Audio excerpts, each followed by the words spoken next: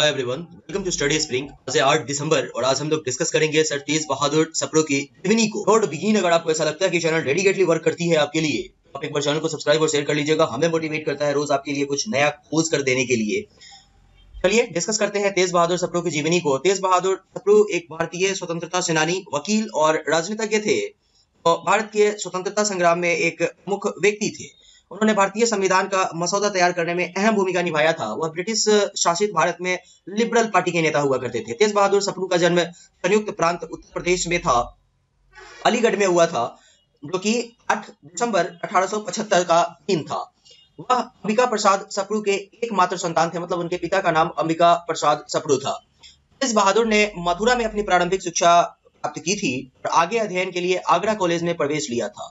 उन्होंने BA honours तथा MA विश्वविद्यालय में सर्वोच्च अंक प्राप्त किए थे। तेज बहादुर सप्रू जो थे वो 1895 में कानून में जो है वो स्नातक की डिग्री प्राप्त किए और मुरादाबाद में जिला कचहरी में उन्होंने वकालत प्रारंभ कर दिया था। 3 वर्ष के बाद वह इलाहाबाद उच्च न्यायालय में वकालत करने लगे थे। तेज बहादुर सप्रू ने इस दौरान अपनी अध्ययन भी जारी रखी थी और 1901 में उन्होंने मास्टर ऑफ लॉ की डिग्री प्राप्त की।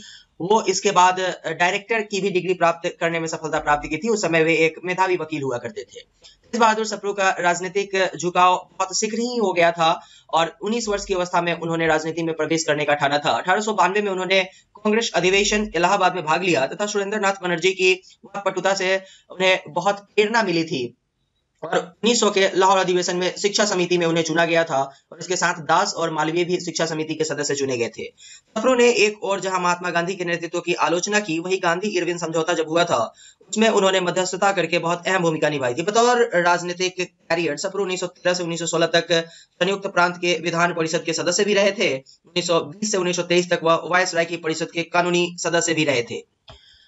सप्रू 1930 से 1932 तक गोलमेज सम्मेलन में सक्रिय भूमिका निभाने का काम किया था और 1930 से 1932 तक उन्होंने भारतीय गोलमेज सम्मेलन में सक्रिय भूमिका भी निभाई थी।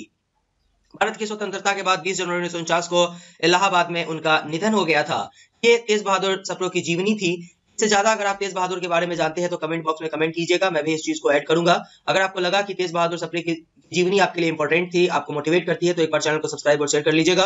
यह हमें मोटिवेट करता है आपके लिए रोज कुछ नया करने के लिए। आज तेज बहादुर सप्रू की है वो की जीवनी को हम लोगों ने देखा। नेक्स्ट वीडियो में हम किसी और व्यक्ति की जीवनी को देखेंगे। तब तक के लिए thank you, good bye, take care, please subscribe and share this channel.